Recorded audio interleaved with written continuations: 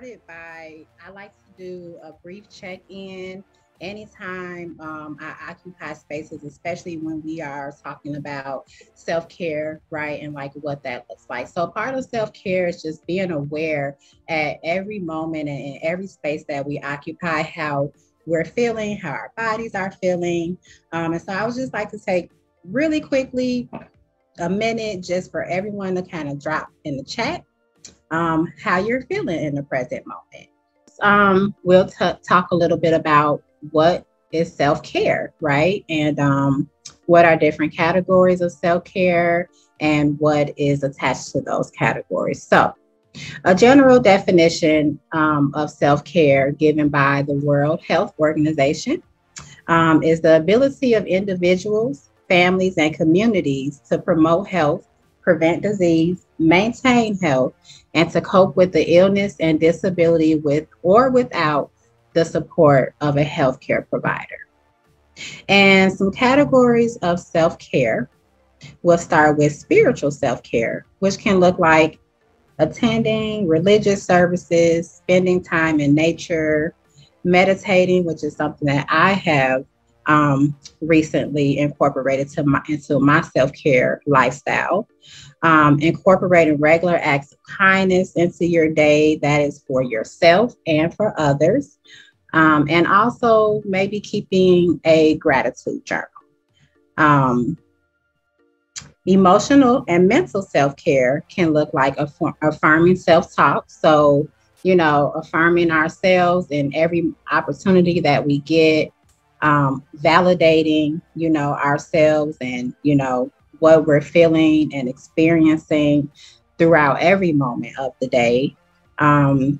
Giving yourself permission to rest. So, listening to your body and letting your body rest whenever it is telling you that it needs to be rested, even if we have a long list of things to do, right? We will always tell ourselves like, oh, I'll rest after I've completed these tasks and goals that I've set for myself. But sometimes we just need to take a break in that moment and let ourselves, our body and our minds and our spirits rest.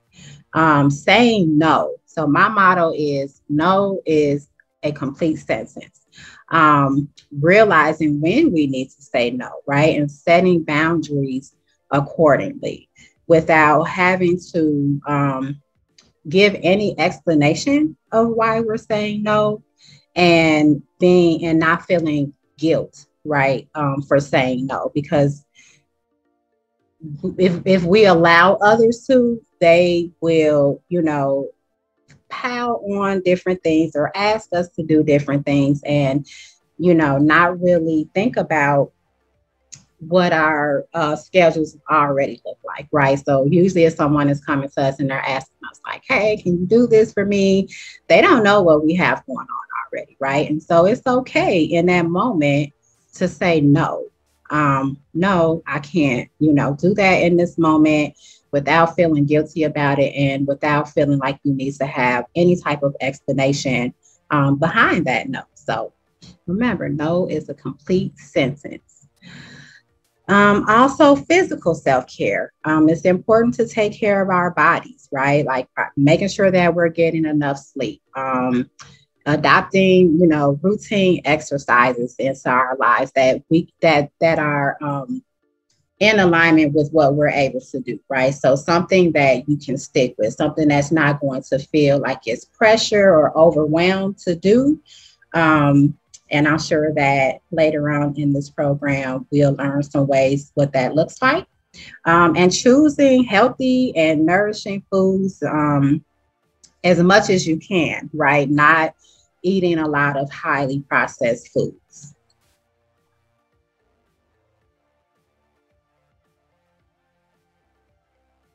Okay. So why is self-care important? Self-care, if we're taking care of ourselves the way that we need to every day and each moment of the day, it helps us stay grounded and present, right? It helps us find peace. It helps us stay balanced. It allows us the opportunity to show up in spaces that we occupy and in the lives of the people who are connected to us as our whole selves. Because if we're not taking care of ourselves, we are not able to show up, in the capacity as which we probably want to, or if we are able to do so, we're drained, right? And we've given other people all that we have, and now we're exhausted to the point that we can't take care of ourselves, right? So if we take care of ourselves first, we can show up wholly and authentically in every space that we occupy and in all of the lives of the people that we are connected to. It helps us deal with daily stressors, right? Whether those stressors are positive stressors or negative stressors, right? Because there are both. So it also allows us to care for others in the capacity in which we want to and need to. So as, entrepreneurs, as mothers, as wives, as caretakers, as uncles, aunts, fathers, whatever titles or roles that you wear, it allows us to show up the way that we need to and the way that we really want to in those people's lives and those spaces. And lastly, it gives us lifelong longevity. So we live longer. If we take care of ourselves physically, mentally, emotionally, we live longer. It expands our life cycle.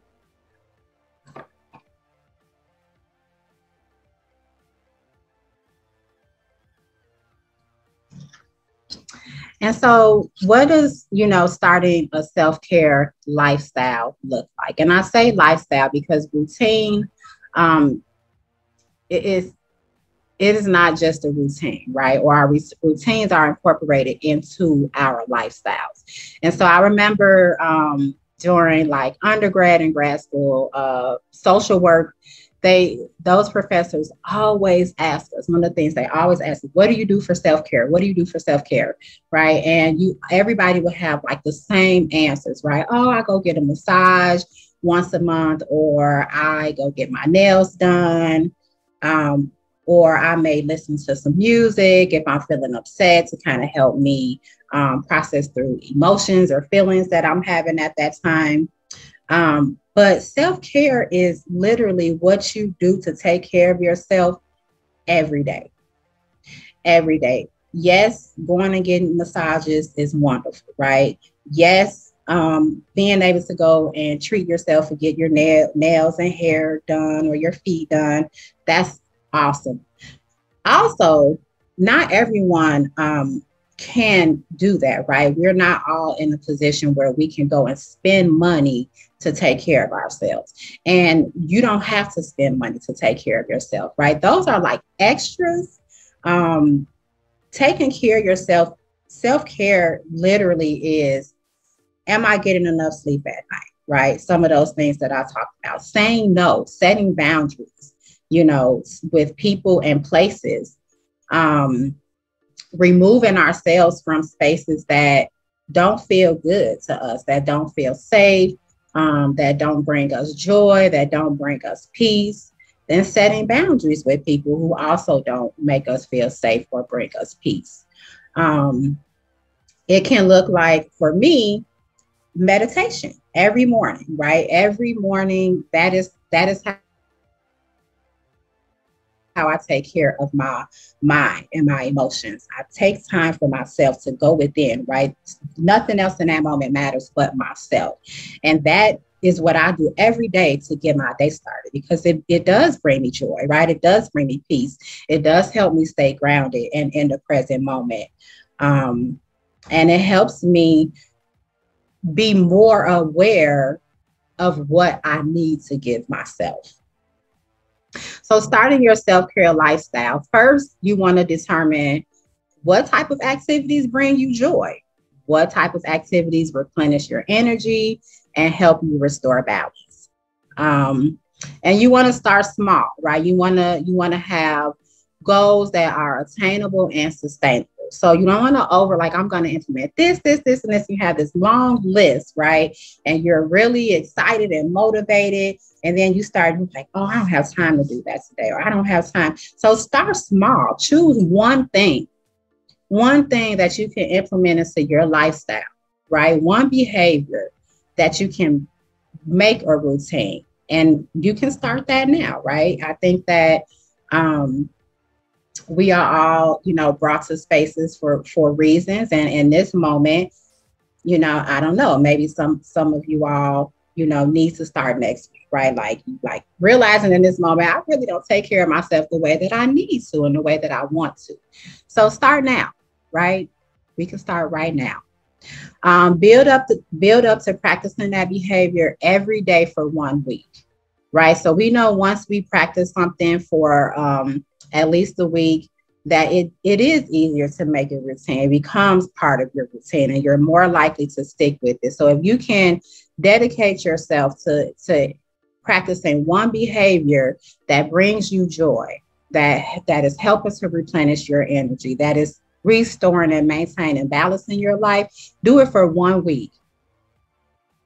1 week, and then you will see that it will become easier and easier and easier. While you're doing that behavior or that practice, reflect on how you're feeling, right? So that goes back to choosing something that you can incorporate and stick to that doesn't feel overwhelming. You want it to feel in alignment, right? You want it to come and flow with ease. You don't want to incorporate anything, especially starting right off, that's going to make you feel overwhelmed. Because if we're feeling overwhelmed, the less likely we are to stick to that. So pay attention when you're doing that activity. Pay attention to your body, how your body is feeling and reacting. Pay attention to your mind, what space your mind is in, what emotions are coming to the surface for you. And then as you go on, you can start to add additional practices when you're ready, right? So again, take your time. It's a lifestyle, right? It's not a spur of the moment, like I'm going to do this to take care of myself right now. But we do that too, right? But you want to make sure that you are practicing it every day at every moment of the day, constantly checking in with yourself. That's why we had to check in at the start of it, right? Like, what am I feeling in this moment, in this space where we're talking about self-care and wellness? And lastly, get support, right? You can get support through sharing your practices with your loved ones, your friends. You can get support through a lifestyle coach, right? A licensed professional, such as a therapist, dietitians, if you may be, struggling with incorporating a more healthy diet into your lifestyle, and also through your healthcare plan, right? You want to, if you have, because that's a whole other story, but if you have access to healthcare, right, take advantage of it. Use it as a preventative measure versus an intervention, right? Because if we are going to the doctor and we're having regular checkups, right, it is easier to prevent something than it is to intervene once something has already manifested itself within your body. Community. Community is so important. That is part of your self-care lifestyle. Building a community that is safe. Building a community that allows you to show up as who you are, unapologetically, and without any judgment being placed on you. And also in the workplace, right? So we know we will, break our backs for our workplaces, for our bosses, for the organizations that pay our bills, right? That's part of self-care also. Implementing it in every space that you occupy, right? We get wellness days and vacation days for a reason. And I hear so often that people are like, oh, I have 200 hours of PTO. And I'm like, why? Like, you're giving those hours for a reason. Use them, take them, and don't feel bad about it. don't feel bad about it. We have to take care of ourselves, even in the workplace. If that's more so, because we spend most of our time in the workplace, and now our workplace is in our homes. And so something that I struggled with when the pandemic first started was, how do I separate, now that I'm working in my home space, a space that I've created for relaxation and peace, and to, detach from work? How do I separate that now, right? Like, I'm working in my home. And so I had to, stop having my laptop in the bed with me, right? No, I'm going to go out into the dining room. I'm going to set my workspace up, and I'm going to work here for my 7.5 hours. And once I'm done, I'm done. I'm not going to bring that. I had to find a separate space. So now my room became like, no work in here. Once I'm done working, I am shutting my laptop off and I am leaving it, which is, I know and understand, is sometimes harder said than done. So that is a little, bit about self-care lifestyle. This self-care workshop could be an hour and a half itself. So I wanted to just share some of the basic knowledge, and I know we're going to have time for Q&A at the end. So if anything, you connected with anything or have any questions about anything, I will be more than happy to answer those questions for you. And last but not least, you are worth it. And I chose this as my background because one of the things that I want to implement into my lifestyle for self-care is taking a vacation quarterly, every 3 months. Doesn't have to be a week-long vacation, but every 3 months, as part of my self-care lifestyle, I will be taking vacations quarterly. And that is it. Hi, everyone. First of all, Falisa, that was wonderful. Thank you so much for your presentation on self-care. I love that you want to implement vacationing because it's very important to me as well. And it has been far too long for this mama. But we can all take some lessons from Jackie because she goes on a vacation like every other week. So I want to be like Jackie when I grow up. Okay. No, but wonderful presentation. Thank you so much, Falisa. Kenneth, did you have something that you want to share before I get started? Oh, no, you can go ahead and get started. Fantastic. All right. Let me share my screen and then I will get started. Good evening, everyone. My name is Kristie Lacy, also known as the Purpose Mindset Coach. And tonight I'm going to be presenting around mindset. Mindset matters is my topic for several reasons. Well, one being that, one being that in order to even implement all of what Falisa just shared and what Jackie will share is you have to have the right mindset, right? Mindset is essentially our beliefs, our values, the way that we see our perspective. And so in order for us to be able to take action on implementing these things, we need to have a healthy mindset. Is extremely powerful. It's anything that you feel convicted about, and it's good or bad, right? So if you have a mindset that you are, if you have the mindset that money is scarce, then, for example, you might operate in a way that's like, I don't want to give any of my money. I don't want to share my money with anybody. You might feel like you have to work a whole bunch because, you have to earn as much money as possible. And you may begin to overwork yourself because you have a mindset that money is scarce and that it does not come easily. And so it will be a challenge if you don't have a healthy mindset to be able to implement what Falisa talked about with vacationing, because you may see it as, hey, vacationing is a waste of money, when in actuality, it is a great way for you to provide care for yourself. So mindset is extremely powerful. Well, let me back up a little bit and tell you about myself. The reason I became a purpose mindset coach is because I struggled for many years with an unhealthy mindset.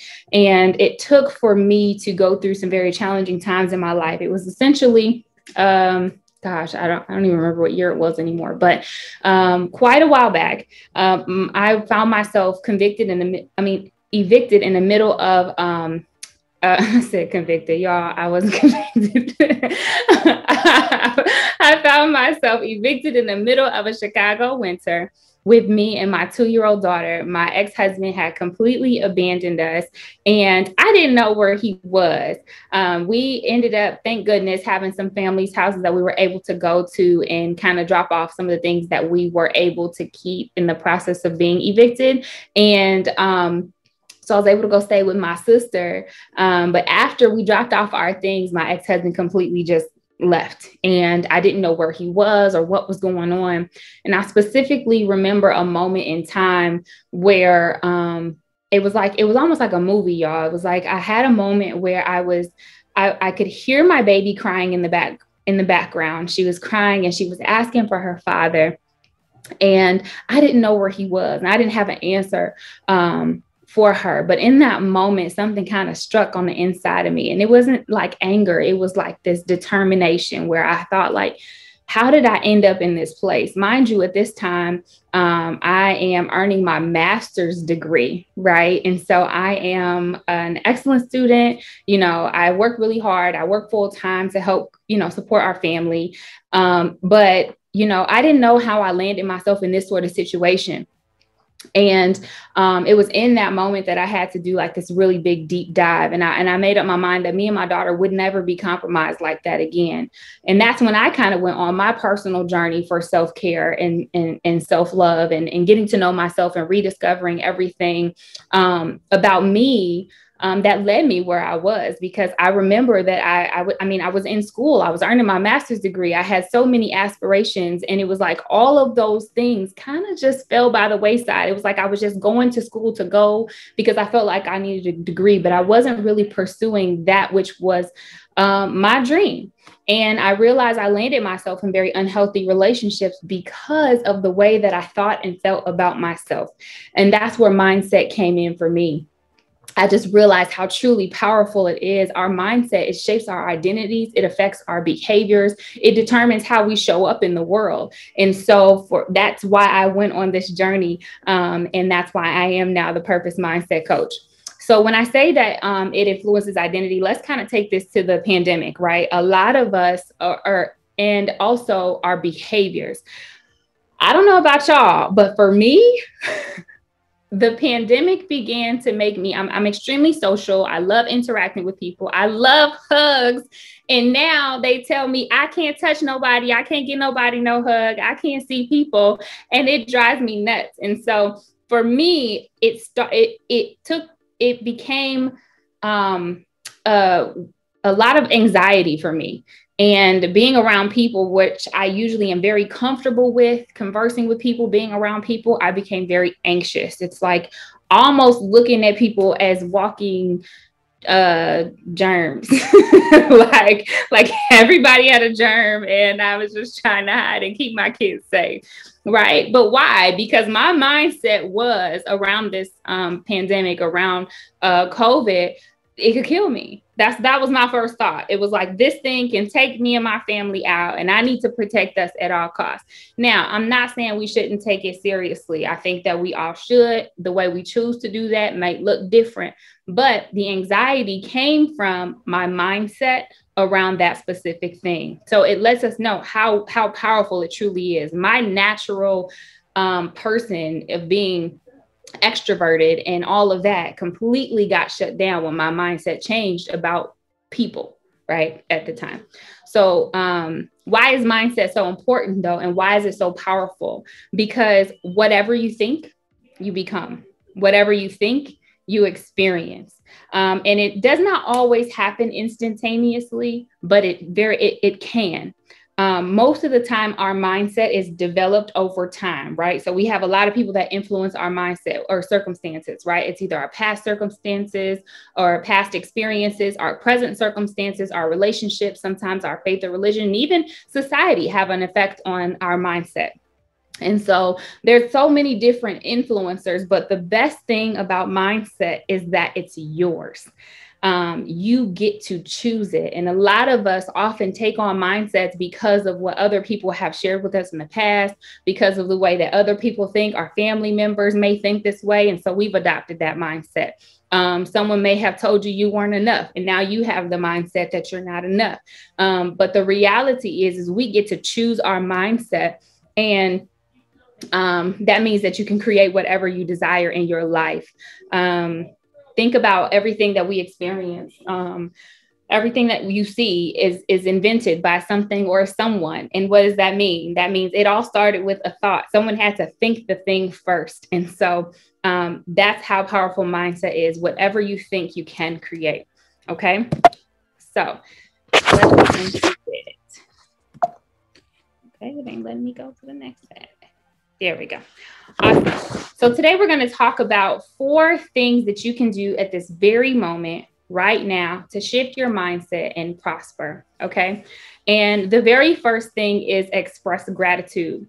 Believe it or not, gratitude is one of the most powerful tools that we can use to completely change how we feel. When we choose gratitude, our brains release the neurotransmitters of serotonin and dopamine, which are the feel-good hormones that we experience when we like something. So literally, there is no way that you can stay sad, stay angry, stay frustrated if you stop and practice what Falisa was discussing, maybe even breathing or meditation, where you stop and take a moment to express gratitude. I suggest starting your day and ending your day with gratitude. And if you want to be super zealous about it, then do it throughout the day as well. Find reasons to find something to be grateful for throughout the day as well. And what does that look like? So when I wake up in the morning, for example, one of the things that I do is I list out 10 things that I'm thankful for. I keep it in my phone because that's usually the first thing I look at. A lot of people say you don't want to look at your phone first thing in the morning.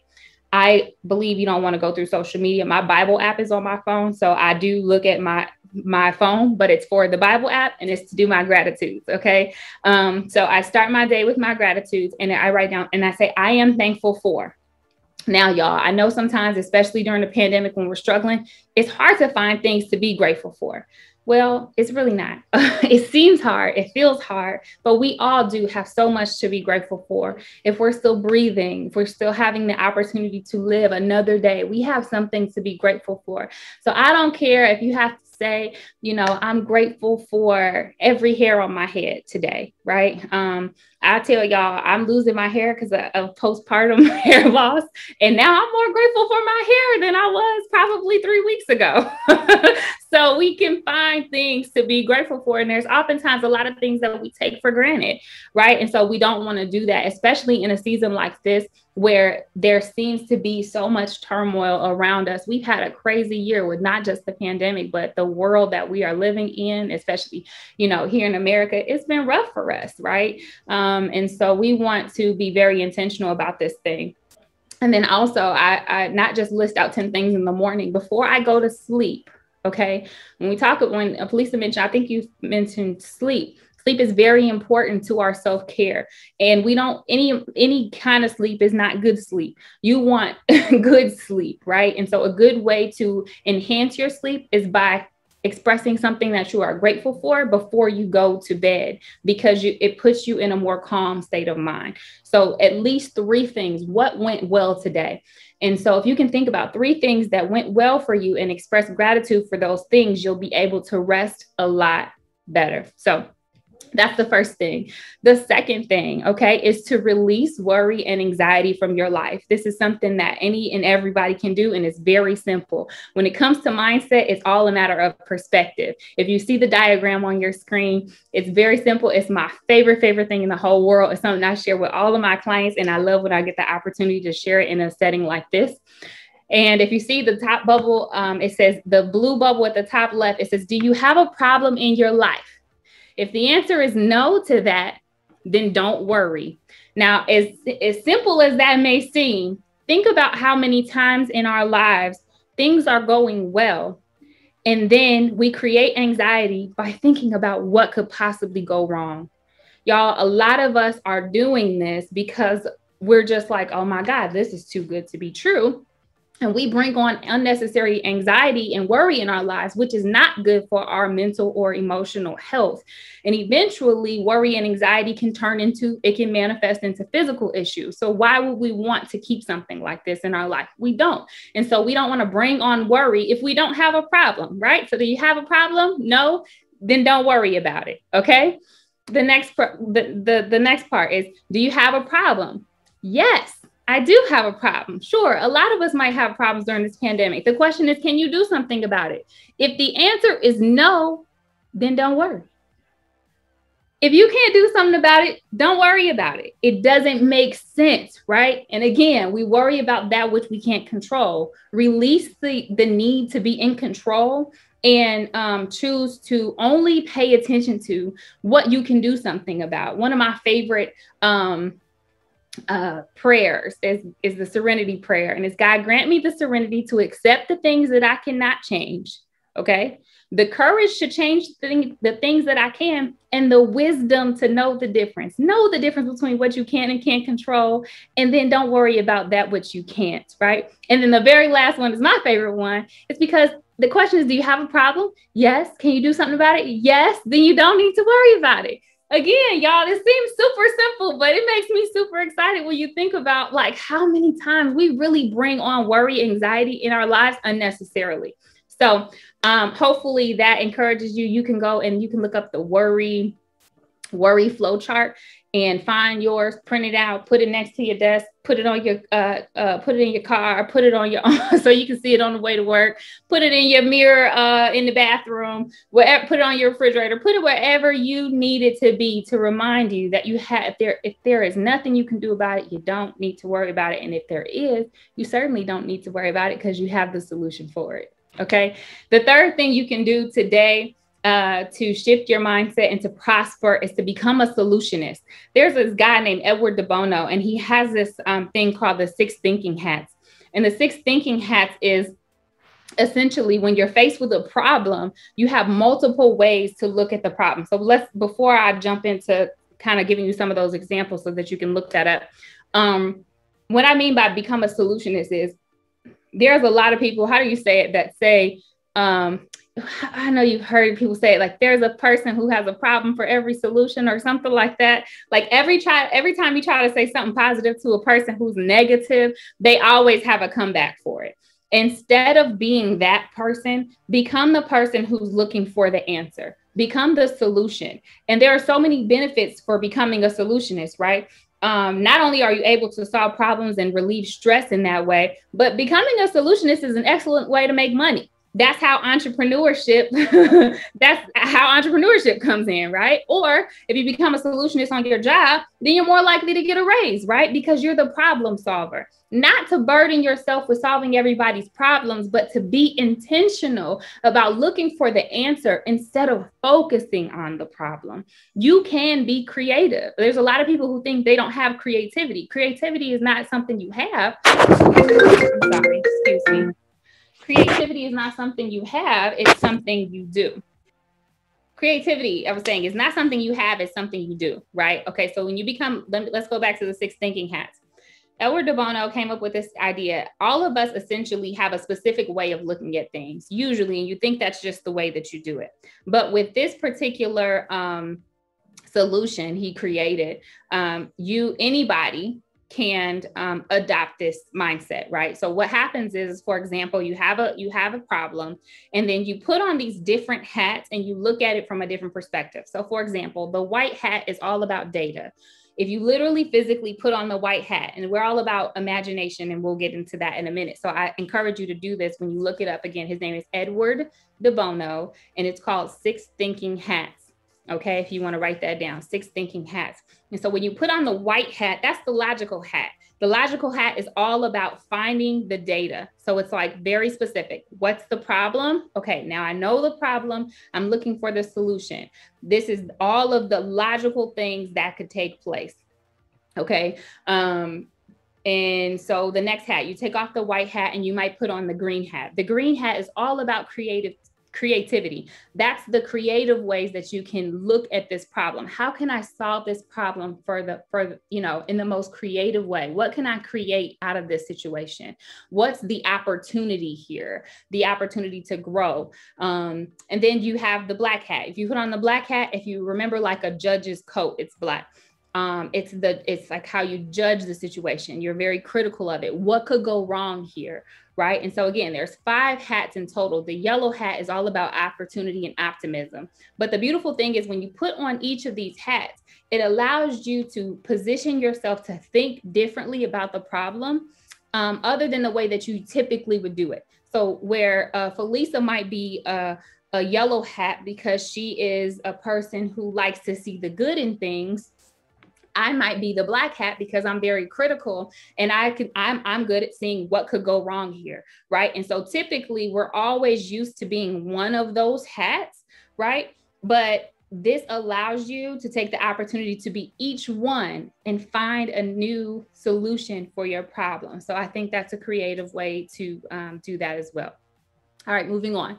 The 4th thing, and I believe out of all of these is probably the most powerful thing that you can do to shift your mindset at any moment in time, is use your imagination. That might sound crazy, but if you think about kids know how to play and they play well, right? They have so much fun and they get creative and they think about all the different things that they can do. And, this bottle of water will turn into a rocket ship in any moment in time. Okay. So there's no questions to be asked when, my 3-year-old daughter, she is so imaginative. And it's so crazy because sometimes we'll be driving and she's looking at the clouds and she's like, Mom, that looks like a dinosaur. And I'm like, yeah, it does. I guess so. She's super imaginative. And I love that about her. But the problem is as we grow up, as we experience life, as we go through things, we forget to use our imagination.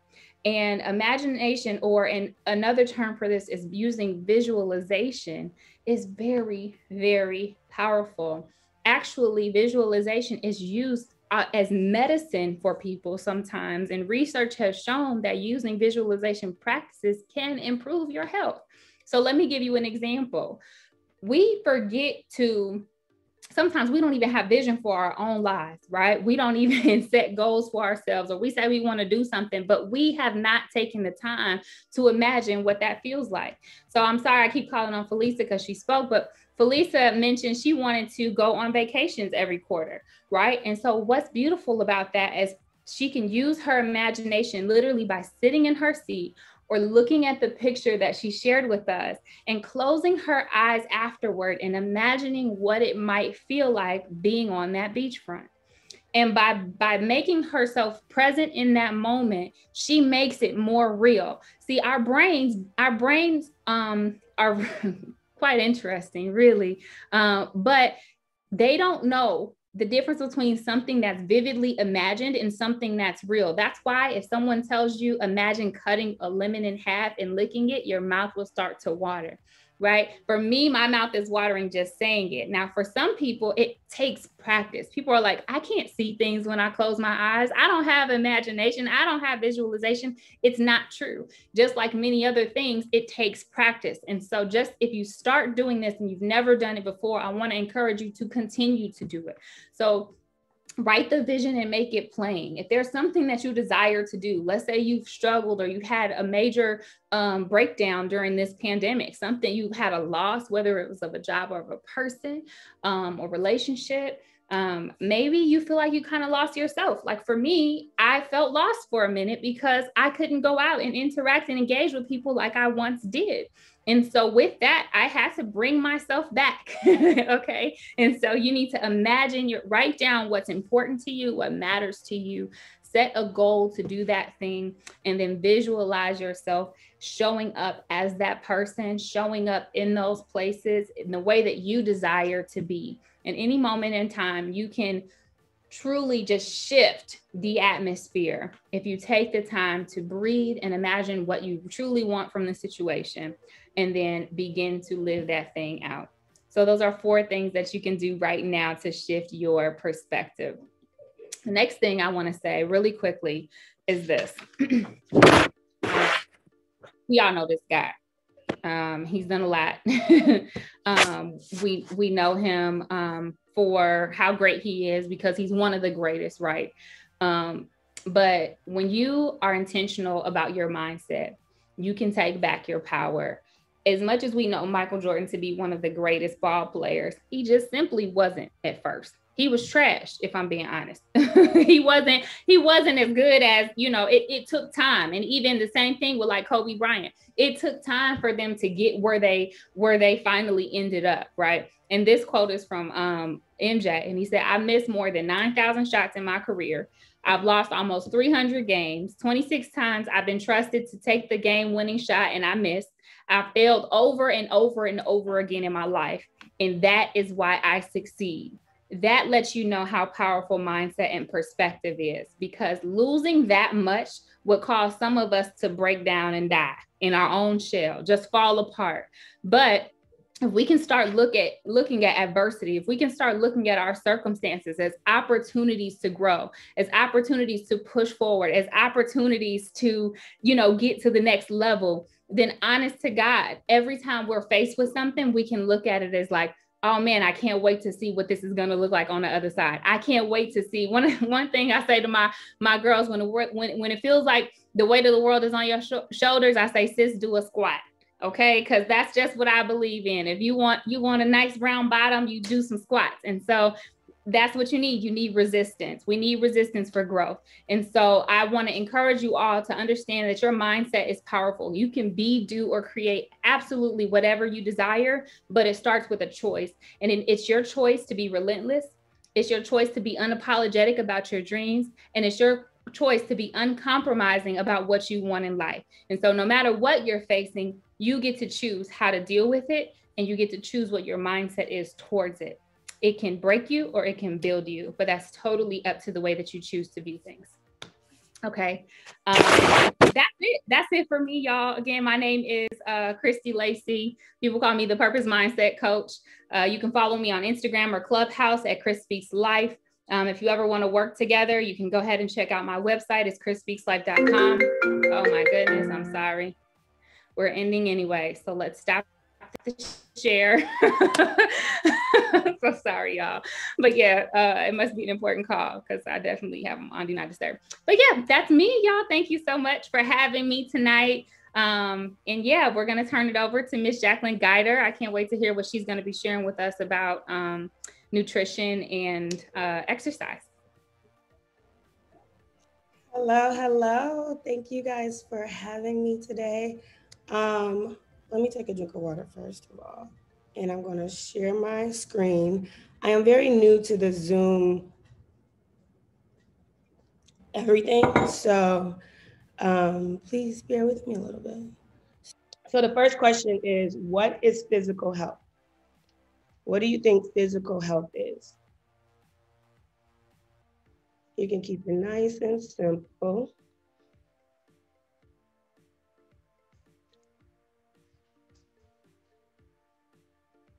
Feeling good.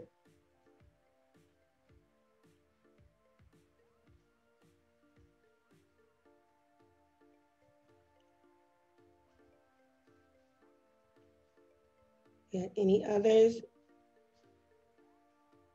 Giving my body what it needs, yes. I like both of those answers. So I always tell people physical health in its simplest form is circulation. If you think about, right? So if you think about being able to move your joints at all points, your shoulders, your hips, your knee is not gonna circulate, both ways. If you're able to move those things, and even if we go internally, is your blood circulating? Is your heart pumping and circulating from head to toe the way that it's supposed to be? Health is just circulation. And so that's what you want to focus on when it comes down to knowing what your goals is. So now that goes to being like, okay, am I healthy? That's one thing.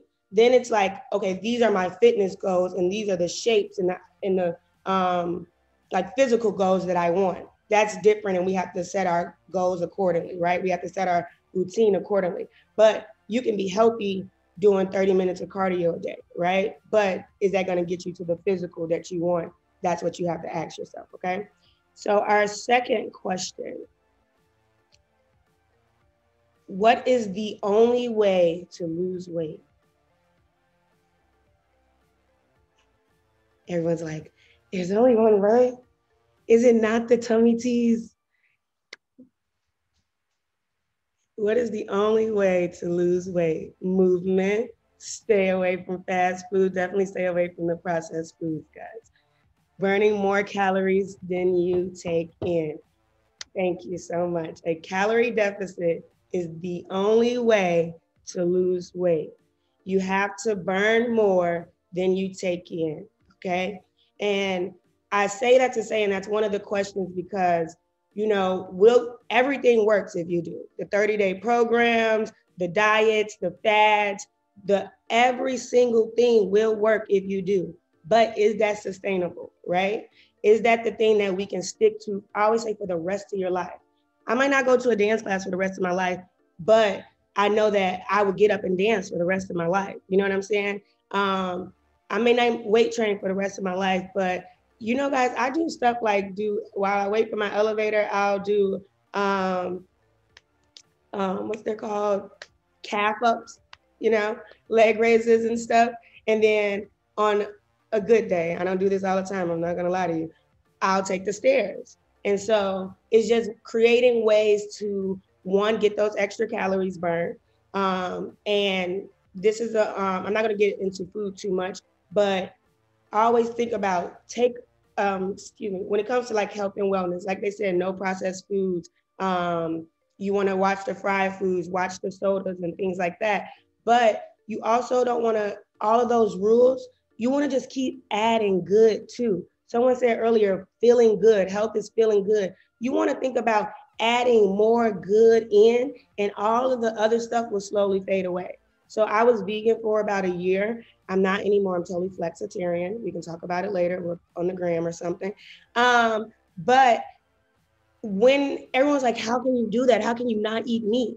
But it was a conditioning. I didn't just stop eating meat. I slowly, 12 years, no pork. I'm 4 years still, no chicken, no turkey. I may have a red meat every now and like once a year, but as soon as I take a bite of it, I can't even finish it.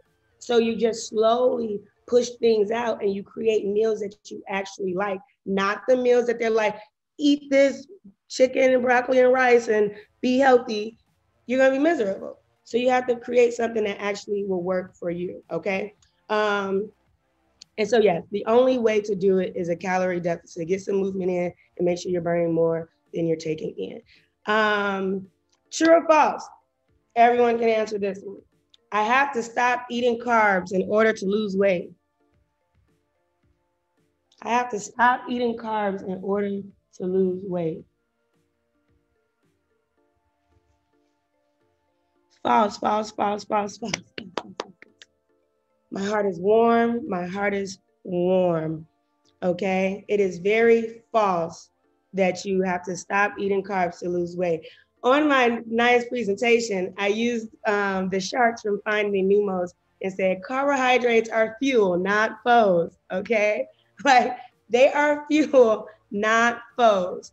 That myth came from when we burn fat, when we work out, you burn carbs first, fat seconds, then protein. And so people thought in their mind, well, if we just take the carbs out, we're gonna go straight for the fat and we're all in the game. But then you have no fuel to work out. So now you're actually like, why am I plateauing? Why am I tired? Why is this actually draining and not making me feel better? It's because you're depleted. You're not actually fueling yourself in order to sustain that workout, right? And so that makes it miserable and not something you actually want to do. Yes, have your carbs. I had some bread earlier today. Now also be smart about it and also remember our calorie deficit. So we gotta play the game. All right, second to the last question. We're gonna fill in the blank. Well, I'll give you guys the answers. Is it, which is better for fat loss? Cardio training or resistance training? Which is better for fat loss, cardio training or resistance training?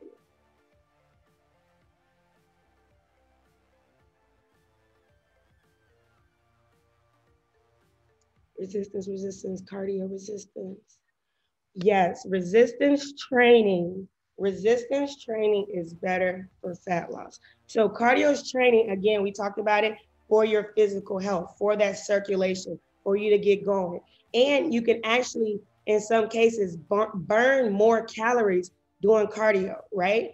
But your metabolism stays elevated longer doing resistance training. And so you will burn more calories throughout the day, not just in that workout. Also, resistance training builds muscles, which gives you the shape that you want, okay? So our resistance training, is better for fat loss, all right? And our last true or false question, and this just determines everything and how you should go forward in your workout journey, okay? True or false? I am a bodybuilder. Not me, you. I am a bodybuilder. True or false? Yes, Falisa. Falisa says true. Falisa says true. Kristie says true. Because I'm going to build my body. Yes. I believe it's speaking those things that aren't as though they are. I believe in affirmations. Not yet. I love these answers. I love these answers. You guys, we are not bodybuilders. We are not in competitions. We are not here to just be like cut to the nines and, no water weight on us. We are not here to strain ourselves in that capacity. I love that you want it for yourself. And I like Falisa's answer that because I'm going to build my body, okay? But you don't have to put that much pressure on yourselves when it comes to this lifestyle. You have a life to live. I'm going to pop my champagne. I'm going to go work out before I get on that boat to do that. You know what I'm saying? That just happened yesterday, I promise.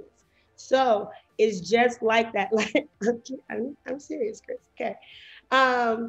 So I say that to say, that's why I said this will determine everything. Give yourselves grace. Make sure you guys are equipping yourselves with the knowledge that you need, but also just remembering that you have every day to do this, and you can do a little bit a day and it goes a long way.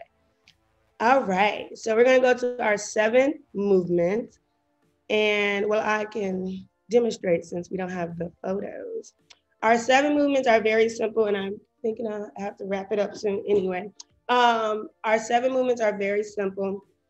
You squat, you lunge, you push, you pull, you bend, you twist, you gate. Gate, we're gonna start there. It's walking. It's just walking, right?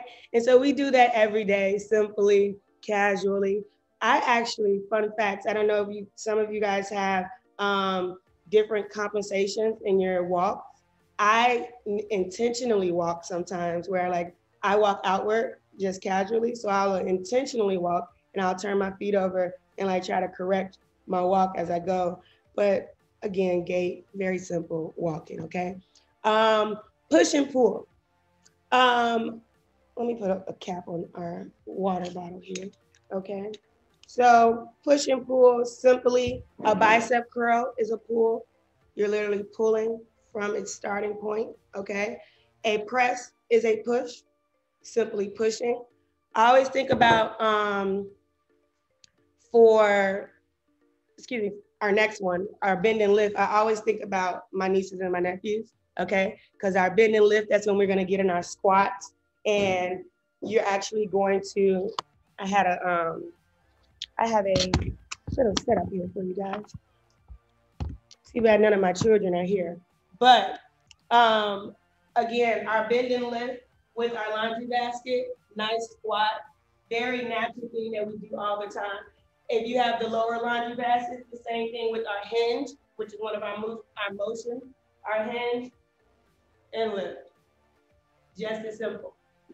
I'm showing you these because I always say take advantage of the squat, take advantage of the crunch, take advantage of the workout in anything that you do. if you add resistance, an extra little pull to anything that you do, you're working out, right? Now, again, we talked earlier, that doesn't mean that's gonna get us to our physical goals, but our health and not compensating will help you later on in life, especially like, you know, I've seen anyone, like an older person who hasn't been in shape, they pull their back out because they reached the wrong way, they did the wrong thing. Take advantage of those simple movements, the 7 movements. Our squat, our lunge, we talked about, we did push, pull, gate, our bend, and our squat. So we have our lunge and our twist. Our lunge, simply, I think about tying our shoes, okay? So when you reach down and it's that same step forward, it's the same step forward, and you tie your shoes, you just lunge down. And so it's simple things that we do every single day that are these movements that you'll learn in a gym, and you're just adding weights to them, right? And our twist, you think about, literally, I was about to say, reaching over and grabbing something, sitting at the counter, right? Reaching up and grabbing the coffee mug in the morning. Those are your twists, those are getting your rotating in. And so simple everyday motions that you, that we already do. And that's what you build upon when you go into the gym, right? And so that is really my presentation. I am very sad that you guys did not get to see the pretty pictures. I think it would have added to it. But I will send my information and we can connect, and I'll post some of the slides on my Instagram and things like that for you guys to see later. Awesome. Well, thank you so much, Ms. Guider. We really appreciate that. It was some really great information. I want to thank all you ladies for actually taking the time to actually present this evening. It was really some very, I would say, much needed information that needs to be shared, not just with this group that we have on this evening, but with our surrounding communities. And I'm sure because this video will actually be shared via our social media posts as well. So I'm sure it's going to get a lot of feedback and a lot of views because it's such great information. You ladies exude positivity, and that's something that I like to be around. That's the type of energy that I'm always on, at least I try to be on. So I definitely want to thank you all for taking the time to facilitate this evening. We really appreciate it. And of course, with that being said, I definitely want to thank our attendees this evening as well for taking the time to be here with us, because of course you could have been anywhere in the world, but you decided to be here with us. We really appreciate that. And so again, I want to thank the organizer for this particular event, which is Ms. Lacy. We really appreciate you taking the time to put this together and organize and everything. Really appreciate that. And thank also to Ms. Byers as well as Ms. Guider again for facilitating, and thank our Human Relations Commission group as well. We've been putting on a number of workshops over the last few months actually, where we've been hosting things through Zoom. So it's been working out really well. We've been getting a lot of positive feedback, and so that's something that we want to continue to do moving into the future. Hopefully we'll be out of this pandemic sometime very soon, but we'll continue to bring helpful information and resources to the village as much as possible. So now, as far as with our other events and things like that, I'm going to talk about that in a moment. But before we do, I just want to make sure the ladies actually get their information out because this is recorded. So Ms. Lacy, you can give your information out one more time for those that want to contact you. Then we'll have Felicia and then Ms. Guider.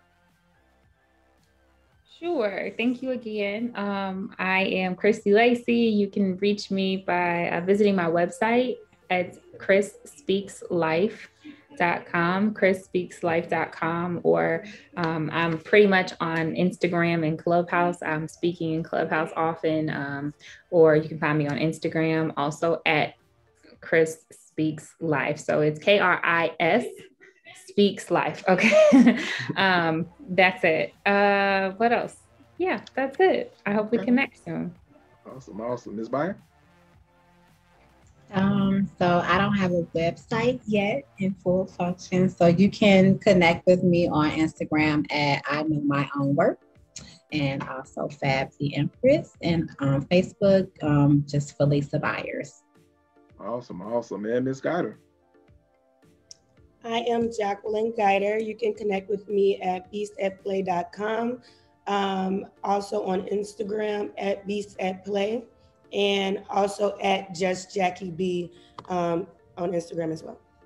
Awesome. So definitely, everyone, please definitely check in with these ladies again. They have some great information, great content, I'm sure, on their sites and things. So make sure you check in with them.